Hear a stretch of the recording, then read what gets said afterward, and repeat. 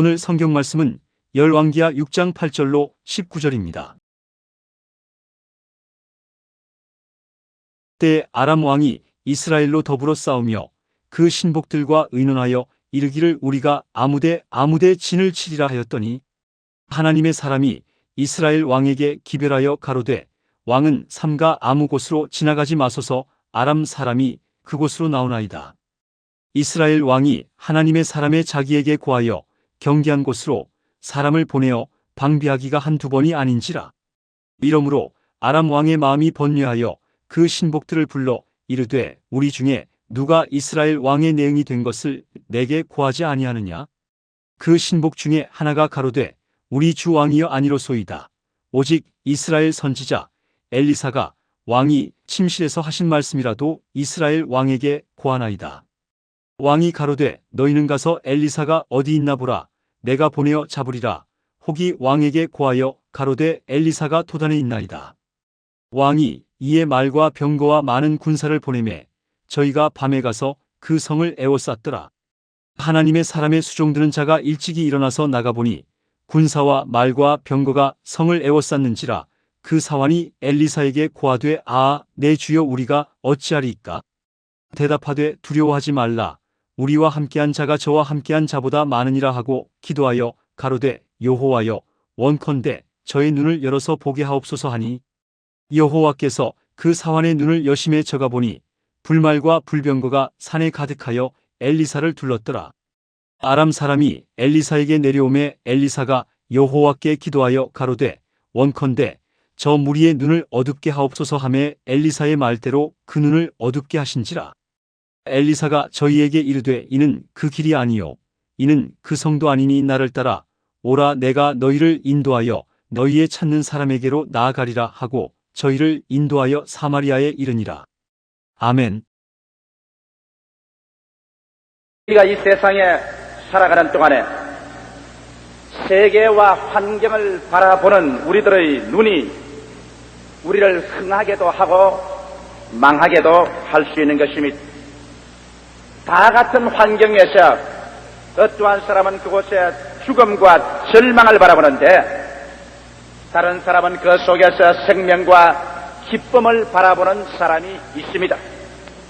똑같은 사람이 감옥에 들어가서 매일같이 철창살 밖을 내려다보고 있었는데 한 사람은 철창 밖에 땅에 있는 먼지와 티끌과 진흙을 바라보고 늘 울며 탄식을 하고 지나는 동안에 다른 사람은 창살 밖 저 창공을 바라보고 뜨가는 아름다운 구름을 노래하고 푸른 창공을 찬미하며 찬란한 태양을 노래하셨습니다. 두 사람이 똑같이 복력을 마치고 나갈 때 한 사람은 정신적으로 완전히 파탄에 처하여 정신병원으로 직행을 하고 다른 사람은 시인이 되어 시집을 발간했다는 말이 있습니다.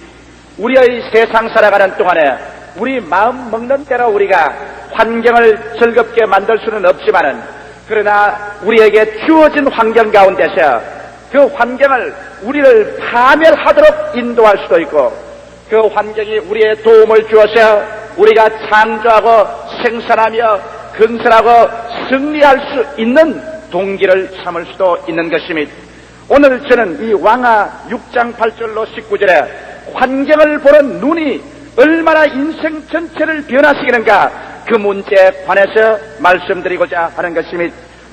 신 목사님께서 읽어주신 말씀대로 엘리사는 위대한 이스라엘의 선지자였습니다.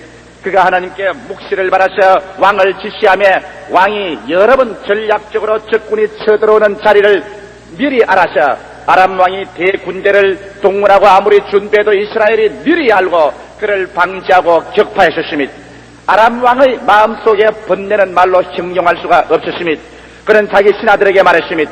틀림없이 우리 신하들 중에 내탐하는 정탐꾼이 있다. 우리가 언제나 참모회의 회의할 때마다 우리의 비밀을 이스라엘에게 알려주는 자가 있다.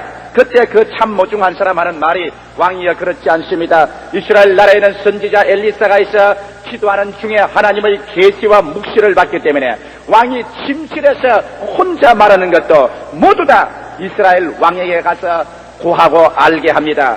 그러자 아람 왕이 분노해서 말했습니다. 그러면 너희들이 빨리 엘리사가 있는 곳을 알아서 엘리사를 체포해서 내게로 데리고 오너라. 아람의 대장군은 전 병력을 동원해서 엘리사가 도단성에 있다는 말을 듣고 철야 행진하여 도단성을 몇 겹으로 둘러쌌습니다. 아침이 되면 일제히 공격해서 엘리사를 잡아 포위 생포해서 왕에게 끌고 갈 그러한 준비를 했습니다. 이른 아침에 엘리사의 종 게하시가 주인을 위해서 음식을 준비하기 위하여 아침 일찍 일어나서 들에 나가 밖을 내다보니 온 천지 주위에 빽빽하게 둘러서 있는 아람 군대의 군기를 바라보고 그는 실심낙담하고 말한 것입니다. 그는 정신이 아찔했었습니다.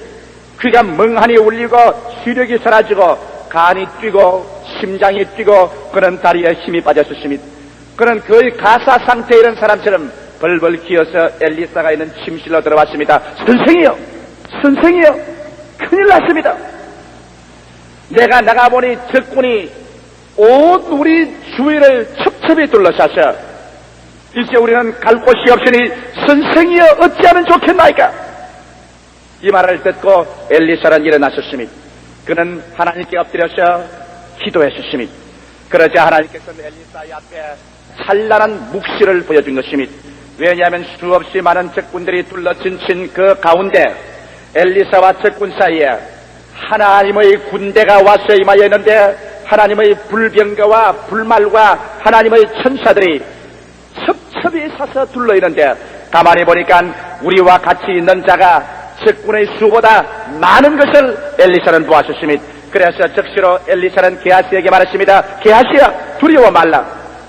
우리와 같이 계시니가 저들보다 많다. 하나님이 쓰여 게하시의 눈을 열어주셔서 육신의 눈으로 보지 아니하고 계시의 눈으로 봄으로 말미암아 이 상황을 깨닫게 하여 주시옵소서. 그러자 하나님께서 응답하사 성령으로 게하시의 눈을 열어주매 게하시가 육신의 눈을 떠나서 계시의 눈, 영의 눈으로 바라보자 말자 그 불말과 불병거를 보고 그 마음속에 두려우면 평안으로 슬픔은 기쁨으로 절망은 소망으로 넘쳐나게 되어버리고 말한 것입니다. 오늘 제가 여러분께 말씀하고 싶은 것은 바로 이 스토리인 것입니다. 우리가 세상에 살아가면서 아담 후예로 태어난 우리들은 육신의 감각적인 눈으로만 살고 있는 것입니다. 눈으로 보고 귀로 듣고 손으로 만지고 냄새 맡고 맛보는 5가지 감각을 통하여 얻은 지식을 통해서 우리들은 인생을 살아갑니다. 우리의 눈에 보아서 좋을 때가 오면 우리는 좋다고 말합니다. 그러나 우리 환경에 거센 바람이 불어오고 풍랑이 일면 우리는 절망에 처합니다.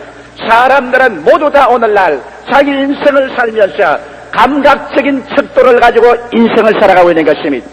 사람이 감각적인 척도로 인생을 살아가고 있는 이상 그는 환경의 지배를 받으며 환경의 노예가 되지 아니할 수 없습니다. 15년 동안 목회 생활을 통하여 저는 수많은 사람들과 카운셀링을 했었습니다. 그 수많은 사람들이 절망에 처하고 죽음에 처하고 낭패에 처하여 저에게 다가와서 이야기하는 말을 들을 때 그 대다수가 모두 다 눈에 보는 것, 귀로 듣는 것, 손으로 만지는 것, 현실적인 감각에서 첩첩이 둘러싸와 나갈 곳이 없는 절망의 벽에 부딪혀서 엘리사의 종 게하시와 같이 선생이여 선생이여 이제 우리가 죽게 되었나이다. 우리는 나갈 틈이 없음이 둘러싸였음이 절망입니다. 이러한 이야기를 가지고 오는 것입니다. 감각적인 관계로 우리가 볼 때는 나갈 길이 없음이 그러나 오늘 제가 전도하는 우리 주 예수 그리스도를 통한 하늘과 땅과 세계와 그 가운데 모든 것을 지으신 하나님 앞에서는 인간의 마지막 벽이 하나님께서 기적을 행하시는 기회가 되기 때문에 우리는 육신의 감각적인 눈으로만 살지 아니하고 계시적인 영광스러운 신앙 관찰을 통해서 살게 되는 것입니다. 그러면 첫째로 오늘 이 시간 여러분과 말씀하고 싶은 것은 우리 사람들에게는 육신의 눈과 신앙의 눈 두 가지 눈이 있다는 것을 말씀해드리고 싶습니다. 아담이 하나님께로부터 지음을 받았을 때는 아담은 하나님이 지으신 세상 만물만 보고 살도록 만들어진 것이 아니라 그는 천지와 만물을 지으신 하나님을 바라뵙고 하나님과 동행하게 만들어 놓은 것입니다. 저녁 선을 할 때면 하나님께서 오셔서 에덴에서 아담과 하와를 손에 손을 잡고 대화하며 행하신 것입니다. 그들은 이중의 눈을 가졌습니다. 영의 눈과 육의 눈을 가지고 있었습니다. 그러나 그들이 하나님을 반역하고 죄를 지어 하나님께서 손대지 말라는 금단의 열매를 까먹고 난 다음 그들의 영의 눈은 사라지고 마는 것입니다. 성경에 말씀하시기를 그를 먹는 날에는 너가 죽으리라고 하는데 아담과 하와가 금단의 열매를 먹자 그 영혼이 죽었고 그 영혼이 죽자 그들의 영의 눈은 잃어버리고 마는 것입니다. 영의 눈의 시력은 잃어버리고 캄캄해지고 그들의 보이는 것은 육신의 썩어질 것밖에 보이지 않았었습니다. 그때로부터 시작해서 사람들의 눈에 하나님은 보이지 않았었습니다. 신령한 세계는 사라지고 오직 그들 눈에 보이는 것은 육신의 정욕과 안목의 정욕과 이생의 사랑을 쫓아 물질적인 세계밖에 눈에 보이지 아니한 것입니다. 이러므로 말미암아 인간의 비애는 물질적인 세계를 인간이 정복할 수 있을 때는 비애가 없지만은 이것에 압도되어 인간의 힘이 한계에 취하고 지혜와 총명이 끝장이 날 때 인간은 언제나 절망에 몸부림친 것입니다. 이러므로 예수께서 오셔서 그의 복음 선언을 할 때 눈이 어두운 자에게 다시 보게 해주겠다고 주님이 외치신 것입니다. 이러므로 오늘날 교회에 나오는 여러분들에게는 육신의 눈에 그리스도의 십자가 앞에 나와서 엎드리므로 영광의 영적인 계시의 세계를 바라볼 수 있는 신앙의 눈, 계시의 눈을 얻게 되는 것입니다. 그러면 먼저 감각적인 관찰이 얼마나 헛되다는 것을 우리는 성서를 통하여 바라보아야 될 것입니다. 구약 성경에 보면 이스라엘 백성과 블레셋 사람들은 끊임없이 대적에서 싸운 것입니다. 한 번은 블레셋의 대장군 골리앗이 대군대를 거느리고 이스라엘을 진쳐왔는데 그 골리앗 장군의 모습이 인간으로 상상할 수 없습니다. 그의 눈 하나는 주발만씩 컸었습니다. 그의 창자루는 배틀채와 같이 컸다고 말했었습니다. 이와 같이 키가 보통 사람의 2배 이상이 되고 노투구를 쓰고 그는 갑옷을 입고 큰 방패를 들고 배틀채 같은 창을 걸머쥐고 그가 한번 외치면 산천 초목이 진동하고 떨어졌습니다. 그래서 골리앗이 나와서 이스라엘을 모욕합니다. 이 사람들아, 이스라엘의 장군이 있거든 나와 대적하여 싸우자. 내가 지면 너희들이 블레셋을 점령할 것이요 내가 이기면 이스라엘은 우리 블레셋이 점령할 것이다. 그래서 그 사람의 웅장한 모습, 그 무서운 눈, 이기양양한 모습, 그 외치는 산천을 진동시키는 음성, 이를 들을 때마다 이스라엘 사울 왕의 군대들은 그만 놀라서 전부 바위 틈으로 나무 밑으로 흙더미 밑으로 숨고 어찌할 바를 몰라 그들의 간담이 서늘하고 녹았었습니다. 도저히 감각적인 관찰로서 보아서는 이 블레셋 사람 골리앗을 나가서 대적하여 싸울 수가 없었습니다. 왜? 그들의 눈의 척도를 보고 그의 귀로서 척도를 보고 그들의 감각적인 척도로서는 골리앗과 나가서 대적하여 싸워 이길 만한 사람이 이스라엘에 없었고 그들의 절망은 이미 눈앞에 다가온 것입니다. 그러나 여기에 아버지의 양떼를 치는 초립동인 다윗이 이 전장터의 형님들에게 위문하러 왔다가 그가 그 장면을 보고 난 다음 그는 분개했습니다. 그는 와서 외쳐 말했습니다. 저 하나님의 환례받지 못한 블레셋 사람이 감히 만군의 여호와의 군대를 저와 같이 조롱하고 모욕하다니 있을 수가 없다. 내가 나가 저놈을 치겠다. 그 형이 와서 동생을 보고 부르셨습니다. 야, 이 녀석아, 이는 아버지와 함께 몇 마리 양이나 돌보지 이곳에 와서 무슨 잔소리냐. 그럴 때 다윗이 말하기를 형님 내가 왜 할 말이 없겠습니까? 백전 노장들이 저 블레셋 한 사람 골리앗 앞에서 산천 초목이 떨듯이 간담이 서늘에 떨고 모두 다 뒤로 물러가니 어찌 내가 할 말이 있겠습니까? 어찌 만군의 여호와 하나님의 군대가 한 사람 블레셋 골리앗 앞에 저렇게 떨게 됩니까? 다윗이 보는 눈은 감각적인 관찰을 한 것이 아니라 그런 계시적인 관찰, 여호와 하나님의 말씀과 계시를 통하여 사물을 보았었습니다. 이러므로 백전 노장들이 두려워할 때 다윗은 두려워하지 않았었으며 백전 노장들이 물러갈 때 다윗은 물러가지 않았었으며 이스라엘이 항복하려고 할 때 다윗은 승리를 예언했던 것입니다. 왜 그러냐면 그들이 보는 눈의 척도가 다른 것입니다. 미국의 육군사 가운데 위대한 신앙인이고 장군이었던 메가더 장군은 다른 사람보다 탁월한 장군이 된 것은 그가 사물을 보는 눈이 달랐던 것입니다. 왜냐하면 제2차 세계대전 당시에 일본 군대가 파죽지세로 태평양 일대를 휘몰아치고 필리핀 군도를 점령할 때 그런 필리핀에서 쫓겨나가면서 하는 말이 나는 다시 돌아오리라고 말한 것입니다. 그는 방금 쫓겨나가면서 그런 패전에 패전을 하면서도 다시 돌아온 승리를 그는 바라보았었습니다. 저는 저희 마음 가운데 하나 감격적이고 잊을 수 없는 것은 그 메가더 장군이 낙동강 전선에서 말한 것입니다. 우리가 6.25 사변에 공산군에게 밀려서 전선이 낙동강으로 되고 부산과 경상도 일대밖에는 남지 않은 가장 어렵고 각박한 그 시기에 수많은 사람들이 비관론을 말할 때 메가더 장군이 한 말인 것입니다. 나는 일평생의 나의 군대 생활 중에 오늘보다 더 승리를 확신한 적이 없었으며 오늘보다 더 우리의 승리에 대한 자신을 가진 적은 없었다고 말한 것입니다. 모든 사람들이 비관적으로 말하고 절망적으로 말할 때 메가더 장군은 그가 바라보는 계시의 눈, 새로운 척도의 눈이 있은 것입니다. 그러므로 그가 제2차 세계대전 당시에 전쟁에 이기고 일본 동경만에 상륙했을 때 그런 말하기를 앞으로의 전쟁은 과학적인 전쟁이 아니라 신학적인 전쟁이라고 말한 것입니다. 이스라엘 백성들이 모두 다 인간의 감각적인 척도를 가지고서 혼비백산을 했을 때 여기에 다윗은 육신의 눈으로 보지 아니하고 신령의 눈으로 보았기 때문에 그는 골리앗보다 더 위대한 하나님, 골리앗보다 더 거신 하나님을 보았었습니다. 그 결과로 다른 사람이 두려워할 때 그는 두려워하지 않고 다른 사람이 패전할 때 그는 패하지 아니한 것입니다.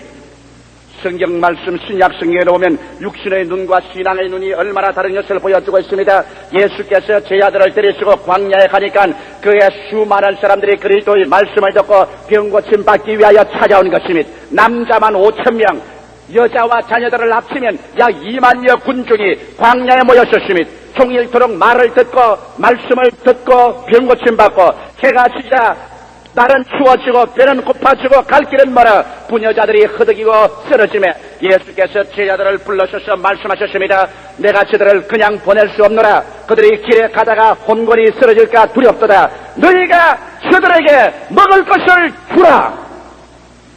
청천벽력 같은 말씀인 것입니다.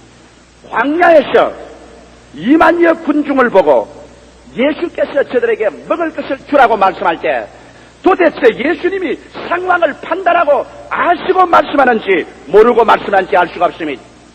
그러나 예수님의 제자들은 그 명령을 듣고 각자로 그 문제에 대한 해결을 하려고 했는데 그 중에 가장 지혜 있고 계산 빠르고 이성적이고 합리주의적인 빌립이 주님의 명령을 받아서 그런 상황 판단을 했었습니다.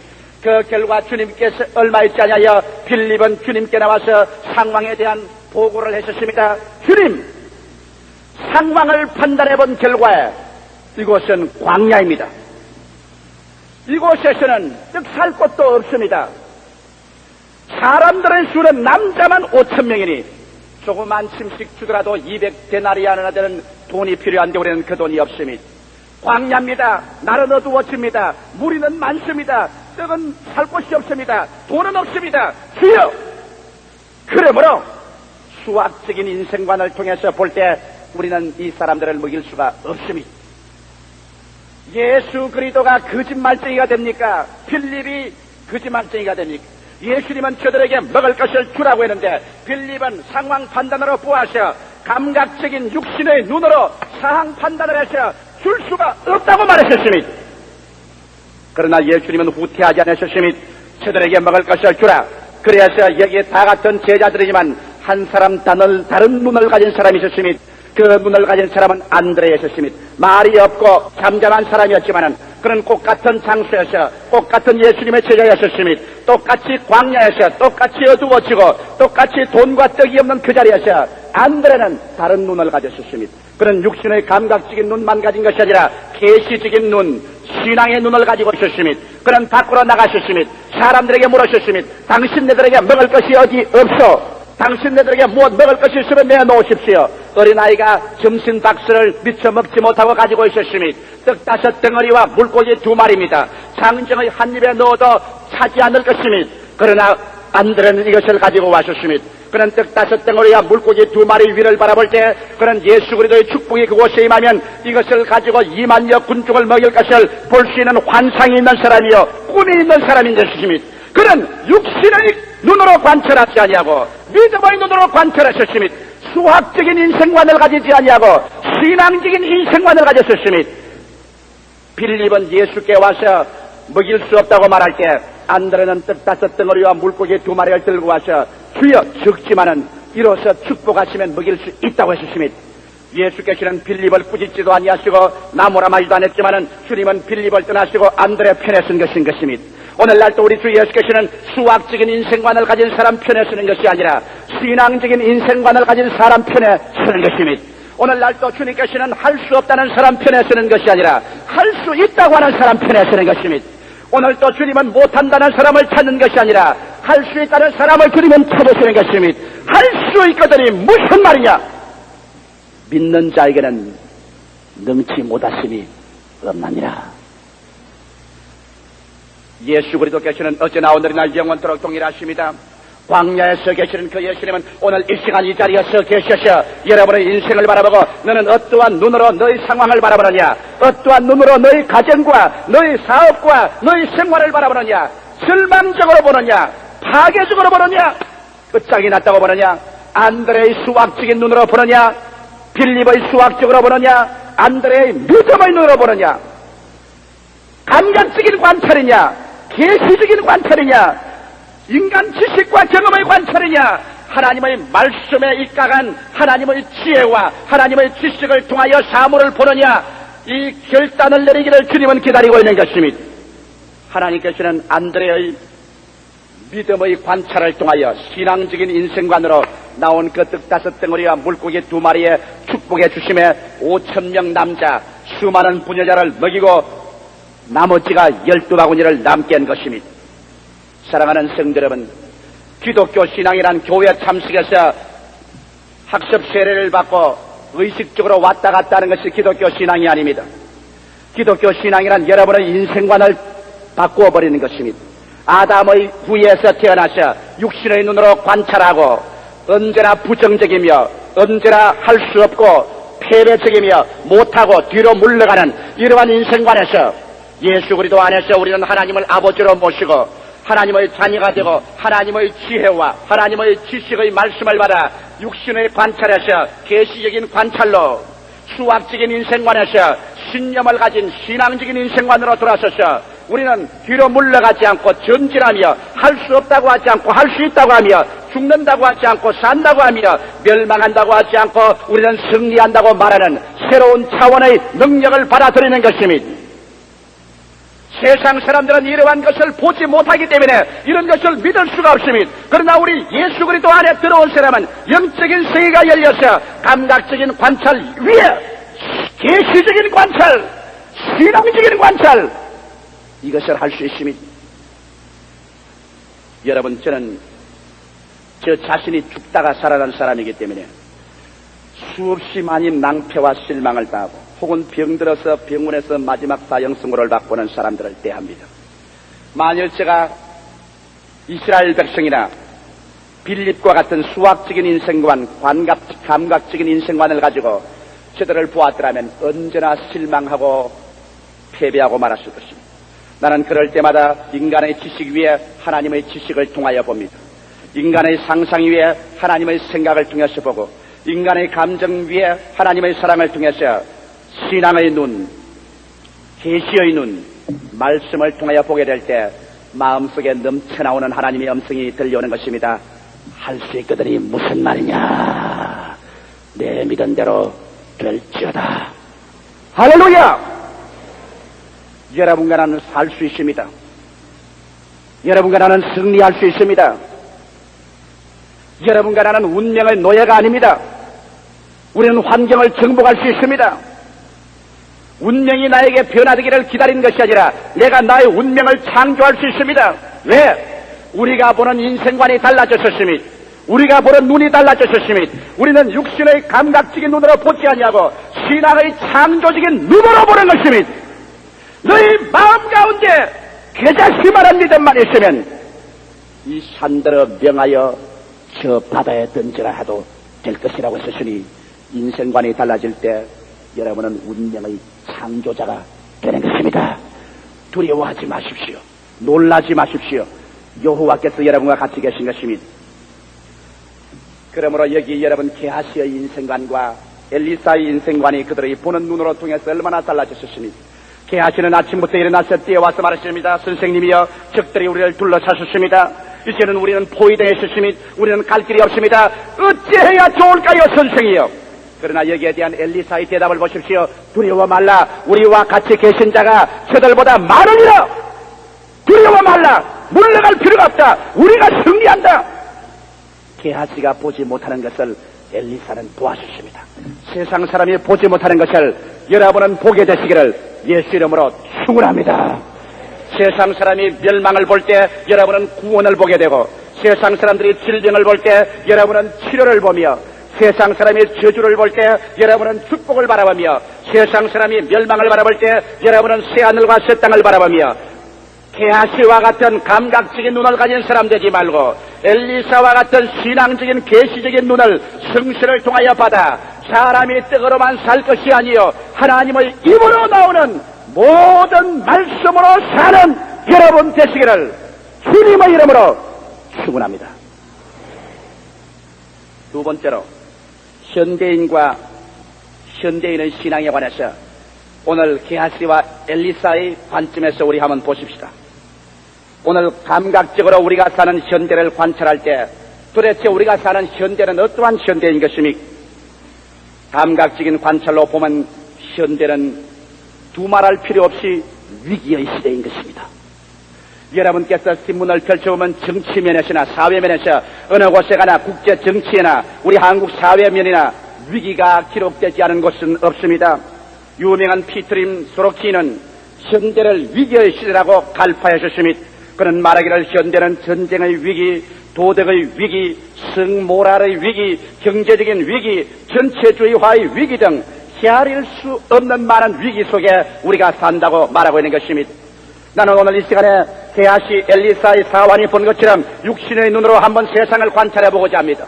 여러분, 육신의 눈으로 오늘 우리 안전, 우리 국가와 사회와 세계를 바라보게 될 때 오늘 세계는 진실로 위기에 처한 것을 알 수 있는 것입니다. 그 가장 근원적인 것이 오늘 전 세계 사람들이 마음속에 사물을 바라보는 가치 도착의 위기에 도착한 것입니다. 사람들은 올바른 가치관을 잃어버리고 마는 것입니다. 이원설 박사는 그래서 이렇게 말했습니다. 모든 현현적인 위기들의 근원, 곧 원초적인 위기는 사람의 심리 저면에 깔린 가치 도착 위기일 것이다.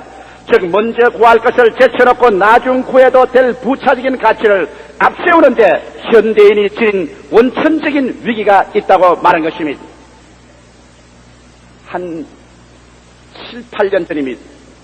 나는 그때 일을 생각하면 지금도 우습습니다만 그러나 귀여운 생각이 납니다.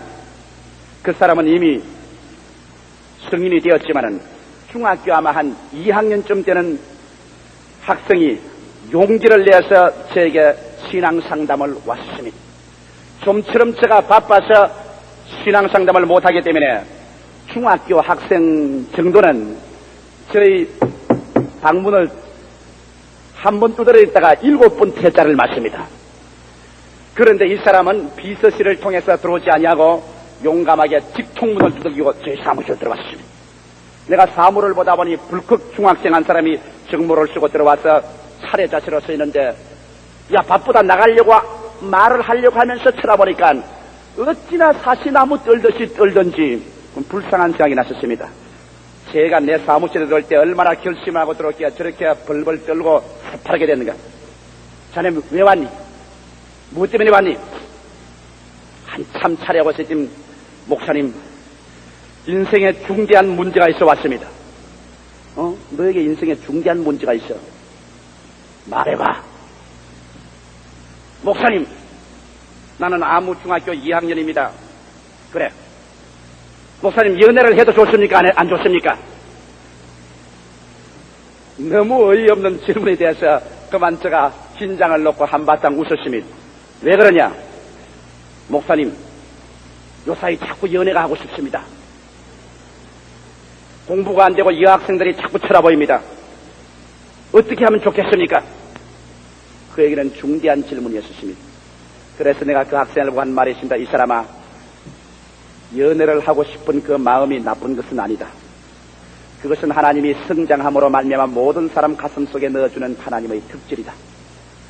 그러나 먼저 구할 것이 있고 나중 구할 것이 있다. 학생 시절에는 연애가 하고 싶더라도 그걸 꾹 누르고 열심히 공부해야 될 때다. 그것이 먼저 할 때고 연애는 부차적인 문제다.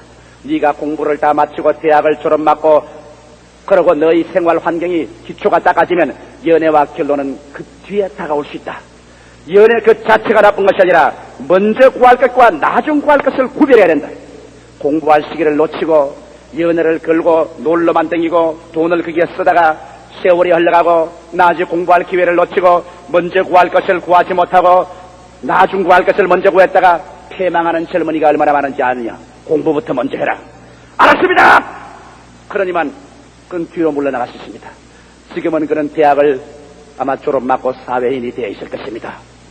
이 세상에 살면서 먼저 구할 것을 먼저 구하고 나중 구할 것을 나중 구해야 되는데 오늘날 우리의 현실 사회는 가치 도착의 위기에 처하여 모든 사람들은 먼저 구할 것을 버리고 나중 구할 것부터 먼저 구합니다. 이러므로 말미암아 오늘날 신문에 난 것처럼 16살 먹는 소년이 택시 살인 강도 사건을 일으켰습니다. 16살 먹는 소년의 그 얼굴을 통하여 오늘날 대한민국 사회의 모습을 우리는 거울처럼 들여다 보아야 할 것인 것입니다. 16살 먹는 철부지가 사람을 죽이기를 소를 죽이고 짐승을 죽이는 것보다 더 쉽게 생각하고 돈 5천원 훔치기 위해서 살인을 한다. 이것은 가치 도착의 표면인 것입니다. 오늘날 우리의 모든 어른의 사회가 우리가 권력이나 금전이나 육신의 쾌락을 얻기 위해서는 수단과 방법을 가릴 필요 없다. 금전과 권력을 얻는 것이 최대의 가치다. 그 결과로 가치 도착은 파혼을 가져오고 가정 파괴를 가져오고 배반을 가져오고 살인을 가져오고 절망을 가져옵니다. 이러한 가치 도착을 가지고 있으면 3천만 민족은 3,000개의 탐욕을 가지고 서로 싸우는 것입니다. 이런 가치 도착으로 온 세계는 서로 부딪히고 싸우는 것입니다. 구로동 공단의 칼빈 강도 사건, 사람을 속으로 돈을 빼앗아도 돈만 손에 넣으면 된다. 가치 도착인 것입니다. 이러기 때문에 오늘날 구라파와 영국, 미국 사회에 보면은 가치 도착으로 그들이 달려간 결과에 오늘 미국 사회는 정신병자가 급증하고 있으며 스웨덴 같은 복지국가에도 자살자가 날로 늘어가는 것은 그들은 인생의 가치가 깎굴로 되어서 정신 이상을 일으키고 마음의 평화를 상실하고 있는 것입니다. 성경은 여러분 오늘날 시대 가치 도착증이 걸릴 것을 이미 2000년 전에 디모데 후서 3장 1절부터 말하고 있습니다. 들어보십시오. 내가 이것을 알라. 말세에 고통하는 때가 이르리니 사람들은 자기를 사랑하며 돈을 사랑하며 자긍하며 교만하며 회방하며 부모를 거역하며 감사치 아니하며 거룩지 아니하며 무정하며 원통함을 풀지 아니하며 참수하며 절제하지 못하며 사나우며 선한 것을 좋아하니하며 배반하며 팔며 조급하며 자고하며 쾌락사랑하기를 하나님 사랑하는 것보다 더한다. 가치 도착인 것입니다.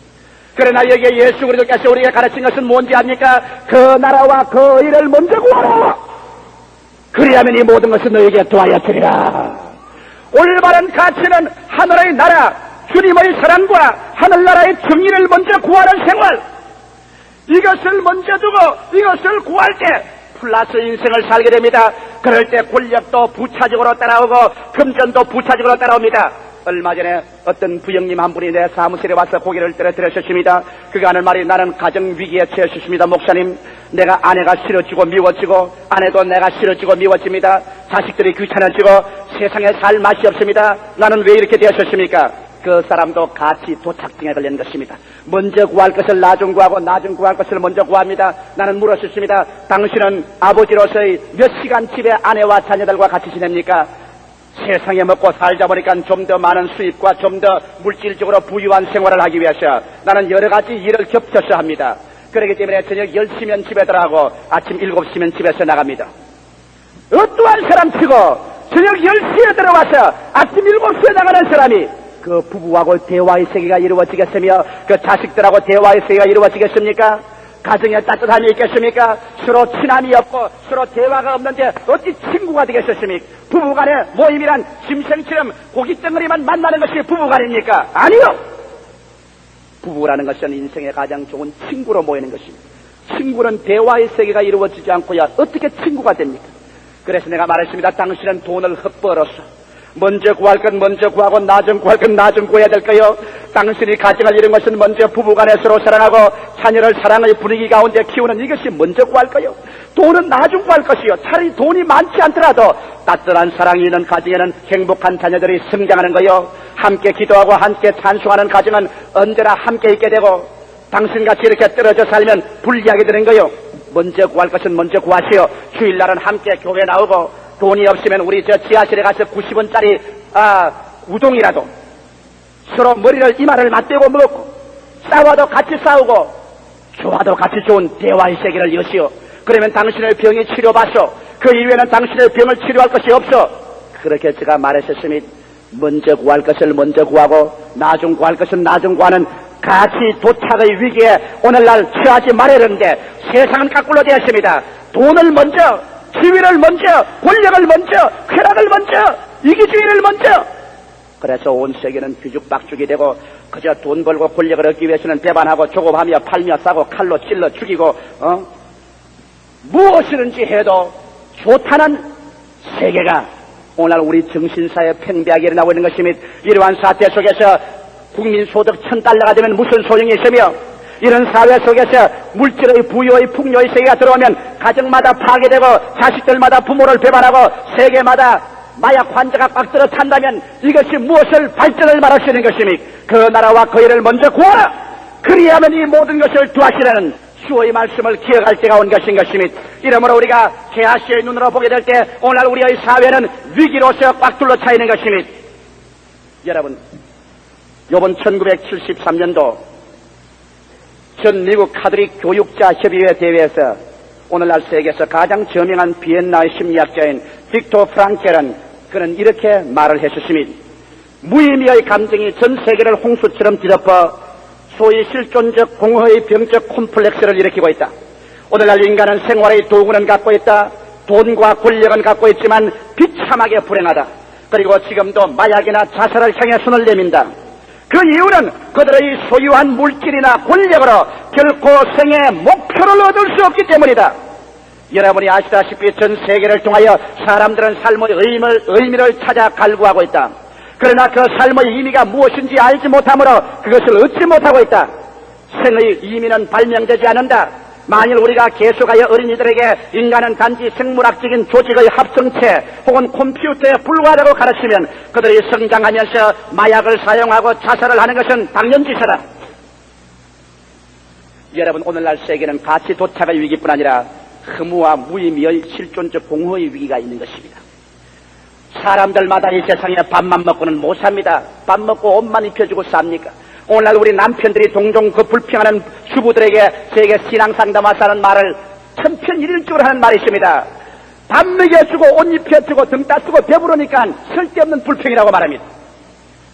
밥 먹고 옷 입고 등 따쓰고 배부른 것이 인생의 전부입니까? 그런 정도는 개, 돼지도 다 누리고 있는 것입니다. 인간은 삶의 목표가 있어야 사는 것입니다. 살아가는 목표, 우리에게 부를 노래를 달라, 살아갈 철학을 달라. 이것이 오늘날 세계의 부르짖음인 것입니다. 만일 이것을 주지 못하면 사람들은 이 공허를 채우기 위해서 그들은 음란해집니다. 이 공허를 채우기 위해서 마약을 사용하고 술을 마시고 자살을 하는 것입니다.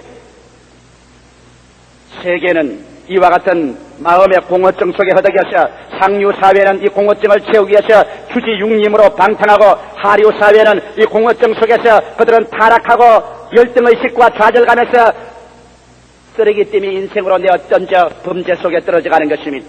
누가 인생의 삶의 목표를 줄 수 있습니까? 어느 것이 이것이 목표라고 말했습니까? 돈이 목표입니까? 일본 사람들은 돈이 목표라고 말했다가 오늘날에 와서 돈을 얻자 그들은 인생의 목표는 잘 사는 것이 아니라고 외치고 있는 것입니다.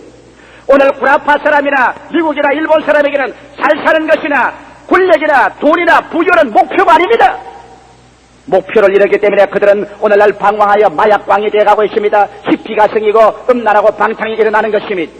오늘 우리 한국도 지금은 잘 살아보자, 배불리 먹어보자, 잘 입어보자, 집을 잘 지어보자, 이것이 우리의 목표가 되었지만은 80년대 가서 국민소득 1000불이 되면은 우리의 그 목표를 사라지고 우리는 오리무중 가운데 허덕여야 되는 것입니다. 어디서 와서 어디로 가며 무엇 때문에 사는가? 내가 누군가 나를 찾아주시오. 이러한 부르짖음이 여러분 뼈저리게 여러분의 가슴을 울릴 것입니다. 사람들은 배고픈 사람은 배고파서 괴롭지만은 배부른 사람은 인생의 허무와 무의미, 인생의 목적이 없어서 절망에 처하는 것입니다. 이렇기 때문에 유명한 하드슨 연구소의 연구자인 칸 박사도, 험한 칸 박사도 인생은 무한대로 발전한다. 탈전자시대 이후로 인생의 발전이란 상상할 수 없지만은 한 가지 조건이 있다. 사람이 살아가는 목적과 이유를 발견하지 못하면 인간의 발전은 그치고 자멸하고 만다고 말했습니다. 오늘날 온 세계는 삶의 목표를 잃어버린 실존적인 공허의 위기에 처한 것입니다. 또 다른 공허가 위기가 우리 주위에 있습니까? 우리의 일사의 사원인 개아시의 눈으로 한번 바라보십시다. 오늘날 자연 자원과 생태학적인 위기는 온 지구를 둘러싸고 있는 것입니다. 옛날에 성경학자들이 말하셨습니다. 세력기원 2000년이 되면 예수가 강림하시고 세계 역사는 종말에 처한다고 말할 때 수많은 역사자들과 과학자들이 그를 비웃고 손가락질했으니 그런 무식한 몽상주의 같은 소리 하지 말라고. 그러나 오늘날 이와 같은 예언적인 영은 이제 목사나 성경학자를 통해서 나오는 것이 아니라 과학자 입을 통하여, 철학자 입을 통하여 나오고 있는 것입니다.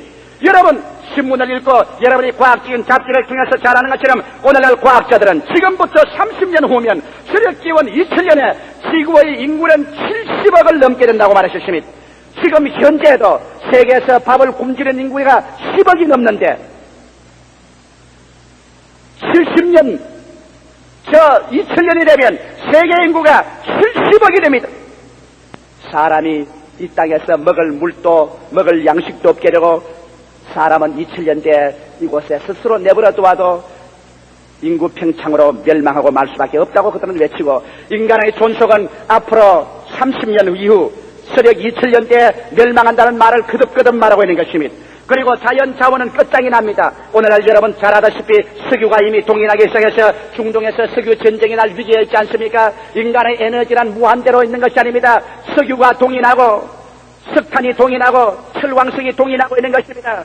이러므로 인간 자연 자원은 고갈되고 사람 수는 많아지고 사람의 마음의 탐심은 점점 많아지는데 자원은 없고 인간은 불가불 그 탐욕을 채우기 위해서 약육강식의 비참한 전쟁이 일어날 수밖에 없는 역사적인 과정을 걸어가고 있는 것입니다. 성경은 언제나 예언하기를 마지막 가장 처참한 전쟁이 일어나서 말세가 되도록 전쟁과 전쟁 소문이 온 지구를 기업하며 마지막 아마겟돈 전쟁에서 인생이 멸할 것이라고 말하셨습니다. 오늘 자연 자원을 위한 투쟁과 전쟁은 불가불타가 오고 말 것인 것입니다. 그것뿐 아니라 오늘날 생태학자들, 이콜로지스트들은 말하기를 그러므로 인간은 환경적인 자살을 도모하고 있다고 말하고 있는 것입니다. 왜냐하면 오늘날 공업발전, 산업발전을 도모하다가 공해는 오늘날 환경적인 자살을 도모한다는 것입니다. 여러분 옛날만 하더라도 지금부터 10년만 하더라도 한강물은 맑았었습니다. 한강에 수영을 하고 보드놀이를 했었습니다. 이제는 한강물이 썩었었습니다. 한강에서 수영이나 보드놀이를 하기에 위험하게 된 것입니다. 물이 썩었었습니다. 우리의 주위 환경에 물은 썩고 무한대로 산소가 이 우주에 있는 것이 아닙니다. 공기는 산소는 점점 없어져서 물은 점점 공기는 썩어 들어가고 공기 중에 산소가 없어지니 질소의 양이 많아지고 해면의 높이는 높아진다고 과학자들은 말하고 있습니다. 그래서 땅은 점점 침수당할 위기에 처했다고 말하셨습니다. 나무는 죽고 새들은 날아가고 짐승은 없어지며 땅은 메마르고 온 지구는 아황산 가스로 둘러싸이는 공해로 말미암아 인간은 환경적인 자살을 도모하고 있는 것입니다. 이제 얼마 있지 아니하면 여러분 아마 서울 시내에서 마스크를 하지 않고는 길거리에 못 걸어갈지도 모릅니다. 이러므로 우리가 개아시의 눈으로 볼 때는 자연환경과 생태학적 위기가 지구를 둘러싸고 서력 2000년에는 인간이 이 땅에 설 수 없는 위기가 다가온다는 것을 알게 되는 것입니다. 자, 이렇게 되면 어떻게 되는 것입니까? 가치가 전도되고 의미를 상실하고 환경이 우리에게 선전포고를 하고 인간은 과연 존속할 수 있을 것이냐? 이 절망적인 상황 속에서 우리는 계시적인 음성을 들을 수가 있는 것입니다. 오늘 모든 사람들이 비극적으로 말하고 비관적으로 부정적으로 말할 때 우리는 계시의 눈을 열어 예수 그리스도 앞에 나와서 성경을 통해서 그리스도와의 만남을 통해 우리 성회가 변화되고 우리 눈이 열려서 우리가 바라보게 되면 우리는 새로운 가치 판단을 하게 되는 것입니다. 왜? 새로운 눈으로 보게 될 때 예수께서 이 땅을 구원하기 위하여 하늘 보좌 버리시고 2000년 전에 육신을 쓰고 오셔서 우리의 죄와 불의와 추악과 저주와 절망과 죽음을 십자가에 한 몸에 걸머지고 그는 피 흘리고 몸 찢어지고 인생의 죄를 다 청산하고 죽은 자 가운데서 부활하여 그가 알파요 오메가요 처음과 나중이요 시작과 끝이요 우주의 하나님 되심을 인생에게 증명하신 것입니다. 이러므로 말미암아 우리의 가치는 예수를 섬기고 예수를 믿음으로 말미암아 주님이 주시는 구원을 따르는 것이 우리에게 가장 위대한 가치라는 것을 보여줄 것이며 이 예수를 통하여 영원한 하나님을 섬기며 그 속에서 정의를 얻고 평화를 얻으며 성실을 얻고 사랑을 얻는 그러한 세계가 예수 안에서 영원히 정의된 것을 알게 될 때 우리들은 금세뿐 아니라 영원한 세대까지 약속이 있고 상급을 받고 하나님의 보답을 받는 그러한 세계가 있는 것을 알게 될 때 하나님을 섬기는 생활이 마음의 공허를 없애버릴 수 있는 것입니다. 그래서 우리는 삶의 분명한 좌표를 설정하고 올바른 가치 판단과 생의 확실한 목표로서 충실할 수 있습니다. 그뿐 아니라 오늘날 자원과 생태학적 위기가 지구를 둘러쌀 때 땅이 흔들리는 터전 위에 땅이 흔들리며 깨어지고 역사적인 몸부림속에 우리가 서 있을지라도 우리가 이 땅이 없어질 것을 두려워하지 아니하는 것은 예수 그리스도 안에서 하나님이 우리에게 주신 약속의 말씀이십니다. 하늘이 큰 소리로 떠나고 땅이 열렬한 불에 넘어지는 이와 우리는 의의 그 안은 새 하늘과 새 땅을 바라보는도다. 주께서 호령과 천사장의 구함과 하나님의 나팔로 지휘 하늘로 쫓아 강림하시리니 주 안에서 죽은 자가 먼저 일어나고 살아남은 자도 변화되어 주와 함께 영원히 있을 것이라는 성경의 약속의 말씀은 우리에게 오늘날 새별처럼 뚜렷하게 있는 것이니 너희는 마음에 근심하지 말라. 하나님을 믿으니 또 나를 믿어라. 내 아버지 집에 있을 곳이 많도다. 그렇지 않으면 너희에게 일렀으리라. 내가 너희를 위하여 처소를 예비하러 가노니 가서 너희를 위하여 처소를 예비하면 내가 다시 와서 너희를 나 있는 곳에 함께 있게 하리라. 바울 선생은 고린도후서 5장에 말씀하기를 만일 땅에 있는 우리 육신의 장막집이 무너지면 우리가 손으로 짓지 아니한 영원한 집이 우리에게 있는 줄을 안다고 말씀하는 것입니다. 방금 흔들리는 터전 위에서 우리가 살고 허물어져가는 역사 위에 있지만은 두려워하지 않는 것은 우리는 이 땅에서 우리의 영원한 삶의 보험자리를 찾는 것이 아니라 우리에게 다가오는 눈물과 근심과 탄식과 죽음과 깨어짐과 이별과 저주가 없는 새로운 역사가 우리에게 다가와서 내 고난받은 아들 딸들아 내게 오라고 외치는 그리스도의 품 안에 안길 날이 우리에게 다가오기 때문에 흔들리는 터전 위에서 새로운 역사를 바라보고 우리는 강하고 담대하여 우리와 같이 계시니가 저들보다 많다고 외칠 수가 있는 것입니다. 할렐루야. 사람들은 오늘날 개아시처럼 말합니다. 육신의 감각적 눈으로 보는 사람 말합니다. 야, 절망이다. 이제는 가치도 없다. 삶의 목적도 없다.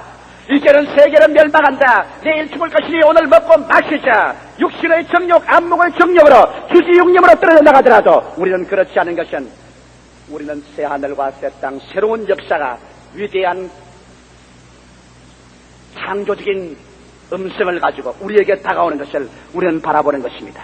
우리는 그리스도 안에서 삶의 가치가 있습니다. 그리스도 안에서 삶의 목표가 있습니다. 그리스도 안에서 부를 노래가 있고 철학이 있습니다. 그리스도 안에서 다가오는 새 역사가 우리를 영접하기 위해서 오는 것을 우리는 바라보는 것입니다. 할렐루야. 우리는 버림받지 않았습니다. 우리는 슬프지 않습니다. 우리는 외롭지 않습니다. 우리는 주님이 같이 계십니다. 너희 두세 사람이 내 이름으로 모인 것이는 나도 같이 있다는 예수. 볼지어다 세상 끝날까지 내가 너와 항상 같이 있겠다고 하시는 예수. 그날에는 너희가 내 안에 내가 너희 안에 있는 것을 너희가 알리라는 그 예수께서 우리와 같이 계시고 우리의 손목 잡고 우리의 눈을 열어주어서 육신으로 절망적인 상황을 뛰어넘어 새로운 세계와 새로운 창조를 바라보는 눈을 주었기 때문에 우리는 죽는 자리에 들어갈 때 노래하면서 들어갈 수 있으며 절망을 향하여 사망아 너희 이기는 것이느냐 사망아 너희 소른 것이느냐 우리는 외칠 수가 있는 것입니다.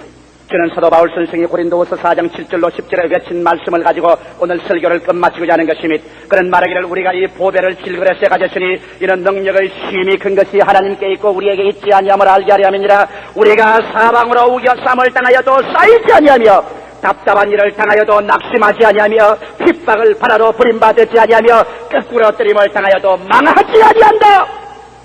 왜? 우리는 감각적인 눈, 수학적인 눈으로 보지 않고 계시적인 눈, 믿음의 눈, 창조적인 눈으로 주를 바라보기 때문에 쌓여도 그 쌓인 것보다 더 위대하신 주님, 거꾸러져도 거꾸러짐보다 더 위대하신 주님, 답답해도 답답한 것보다 위대한 하나님을 바라보고 그를 붙잡고 그가 나를 붙잡기 때문에 우리는 승리한다고 외치는 바울 선생을 따라 여러분도 승리를 외치게 되시기를 주의 이름으로 축원합니다. 예수께로 나오십시오. 새로운 세계가 있습니다. 십자가 밑으로 나오십시오. 여러분의 육신의 눈에 비늘이 떨어지고 새 하늘과 새 땅을 바라봅니다.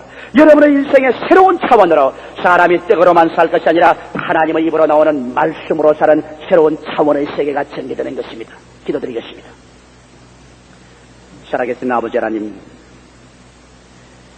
오늘 이 시간에 주의 성령과 말씀으로 우리의 마음속에 두 가지 인생의 관점에 관해서 말씀해 주신 것을 감사합니다. 육신으로 눈으로 보는 것과 신령의 눈으로 보는 것,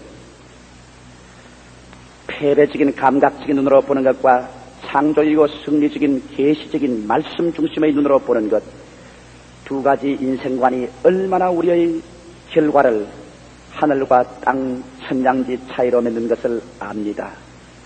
우리 아버지 하나님, 우리는 게하시와 같이 환경을 바라보고 절망하는 자 되지 말고 엘리사와 같이 우리와 같이 계신 이를 바라봄으로 말미암아 저들보다 우리가 더 위대함을 알고 믿음과 인내와 담대한 용기를 잃지 말게 하여 주시옵소서. 우리와 같이 계신 이 예수 그리스도는 가난보다 질병보다 절망보다 슬픔보다 죽음보다 더 위대하심으로 우리와 같이 계신 이가 저들보다 많으니라. 너희 안에 계신 이가 세상에 있는 일을 이겼습니다. 위대한 말씀을 가지고 새로운 척도로 인생과 환경을 바라보는 우리 성도들 되게 하옵소서. 예수님 이름으로 기도하옵나이다. 아멘. 우리 한 2분 동안 새로운 마음과 새로운 척도로 예수를 바라보며 우리 인생을 새로 보는 기도를 드리십시다. 한 2분 동안 주님께 기도드리겠습니다.